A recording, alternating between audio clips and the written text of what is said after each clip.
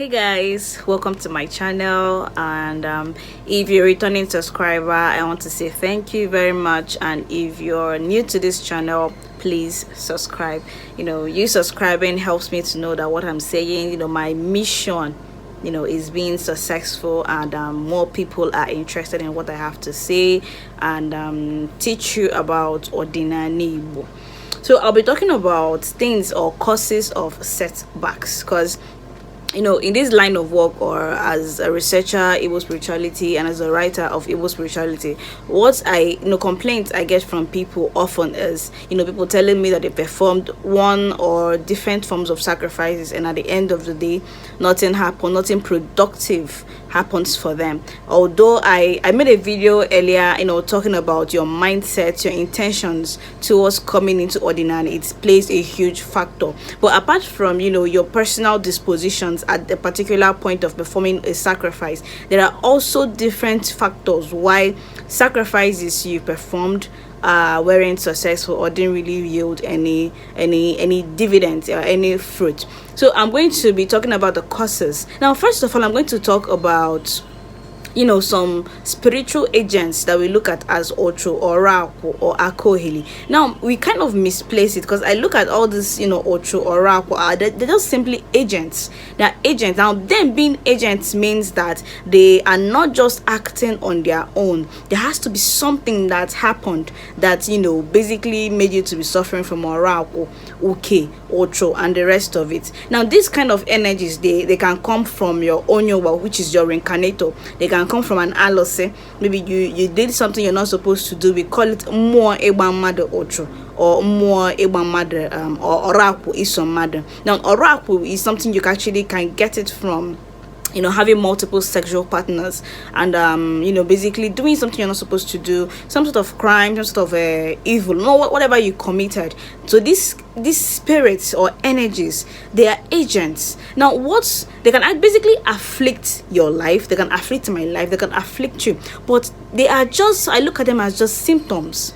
Now they are just symptoms. Them being symptoms mean that there is actually something that caused it. So what causes all those things? Because you can go to Alpha, and Alpha will just divination will just go through something. They're telling you iga lolo, iga eke akoheri, iga asocho, iga eke or iga eke ogbonuke, all those kinds of things. So the next questions I always ask when Alpha gives this kind of information to me is, why? What caused this ogbonuke? What caused this akoheri? What caused this ocho? If I'm able to understand what caused it, then I can be able to prevent it from happening again. Because what you're going to understand here is that when you don't treat the cause of these energies, this cause of this Akoheli, Ocho, and the rest of it, you will see that you would have to be repeating these kind of rituals over and over and over again. But in actuality, there is something that actually caused it. Now, this guy, because Akoheli and the rest of it, what they do here is against second. And second means that you, instead of you being collected, you're just here and there, you're not collected, you're troubled. Or Ocho. What it means here, what it does here is that maybe where others go and thrive, where others go and they become successful, you go there and for no reason they will just hate you and start picking on you. So this is the kind of things that these energies can cause. So why? What causes this? What is the cause of this affliction? Because I'm going to look at Akoheli Ocho as afflictions. What causes these afflictions? That's where you will now talk about things like Ogun. Now the first one being Ogu here can it comes in two different angles. If you go to Onye de Dibian Borogun and say, nah, I'm having this kind of thing, and they gives you herb, it's Ogu. If you go to the doctor and the doctor maybe say going through some scans or tests, and you go to a doctor, the doctor will definitely give you drugs. So you look at it as Ogu. So Ogu on its own is basically not something good or not or bad. It's just there. But the application of it, that's why I tell people that in Odinaani, what we don't really have. So when people say this Dibia is powerful, I said this Dibia is not powerful. What this Dibia knows is the knowledge of our Ogu. The dibia knows if I bring this herb and bring this one, if I bring this and I bring this in and concoct it together and use honor to, or use a spirit to imbue a spirit into it, it's going to perform so and so function for me. So people that are doing the bad one, we look at this ogu as ajo ogu or nse ekomad nse. Now it's not in the physics, but nse poison or ajo. So people that are mischievous, they can decide they don't want you to progress, they don't want you to maybe in your family. We also call it ebamad nadi. Now they look at you and they don't want you to be successful because maybe they've looked with their spiritual mirror and they see that you have a good destiny, you're going to be successful in life, and they will decide, okay, we need to cut this person's life short so you won't be able to achieve what you want to achieve. So what do? Here they go and concoct an ajogu that would prevent you from being successful. Now what this agu is now going to do is going to employ akoheli and all these other agents ocho, and they will start fighting you in whatever you're doing. So this becomes the first cause. So once you go to Alpha, and Alpha will just may probably not even see that there is an ogun that is speaking on your head. It will just say, hey, you're going to do this job, you're going to do this sacrifice, you're going to do this ritual. Now even if you're done with this ritual, the possibility that what is still happening to you will be happening to you is still there, because you've not actually addressed the root cause, which is that ogu. So once you're able to identify, okay, the cause of this thing is ogu, and you're able to through the help of the Libya, you're able to fix or compact that ogu the way you should do it, then you would have your life. You can now be, when you're now doing something, it can now progress. Even if you're trying to perform any rituals or sacrifice that are targeted at maybe like financial or intellectual liberation, it would now work because you've addressed that first cause that is fighting or speaking against you. The second cause why you can have setback or why your rituals are not successful is when you are being afflicted by a curse. A curse could be personal curse or it could be a generational curse. Generational curse in the sense that maybe your previous ancestors, or because I look at this generational curse as you doing something, because we Igbos believe in the concept of reincarnation. So how I see it here is you did something in your previous life. So that thing that you now did in your previous life would basically come in this current life and be speaking on your head. So this is how I look at generational curse. Now even if it's affecting the family or is affecting, yes, it's the same people, because let's for instance look at human sacrifice. Probably the family decided, okay, we have this Arabina god, we have this shrine here, but it's not giving us that thing. We need to basically energize it with a human head or a human blood.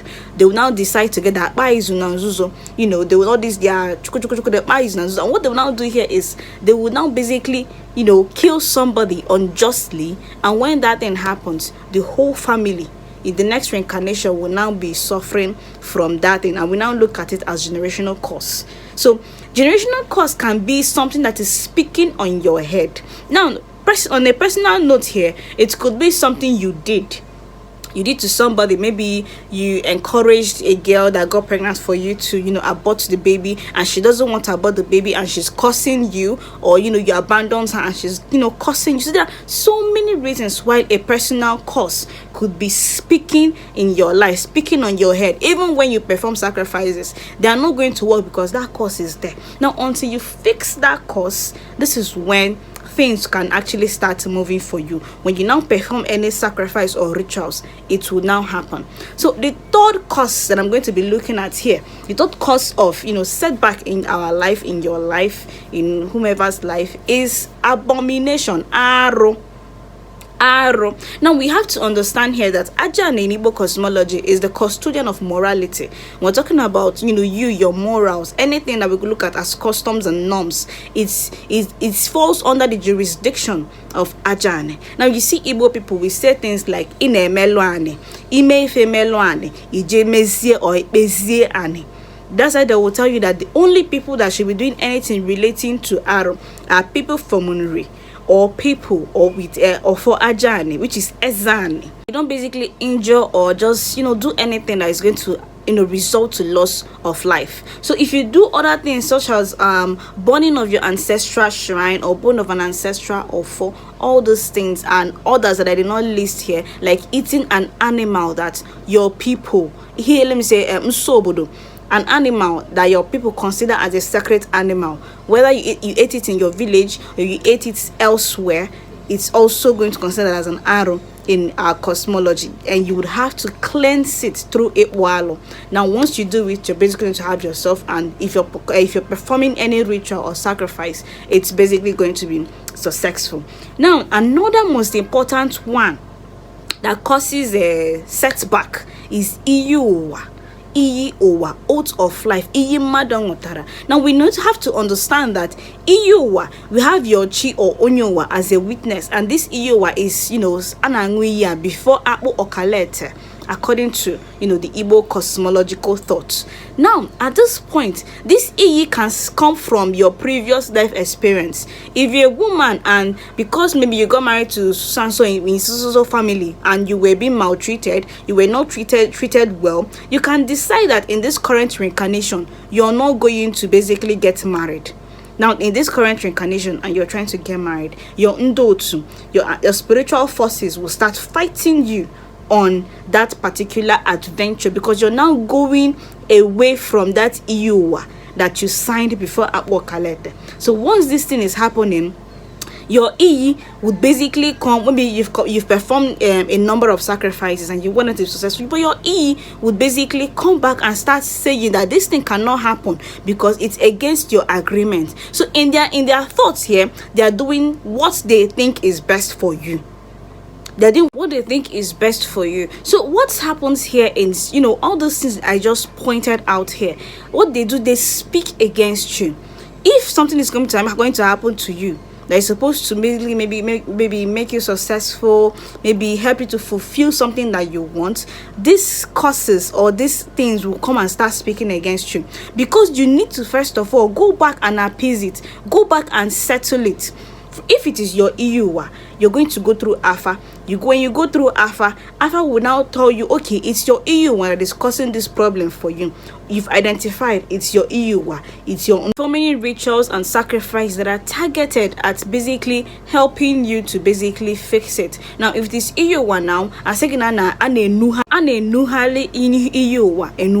so once you've identified, okay, the cause of my setback, the cause of this problem is my Iyuwa, then you go and you do the normal rites and the rituals that are targeted and helping you, basically fix these things. The same with all cause or abominations that you've committed. Now you just have to identify what is the cause. Now through Afa and through a seasoned dibia that it is his or her job to do this thing for you, would help you to basically fix it. And at the end of the day,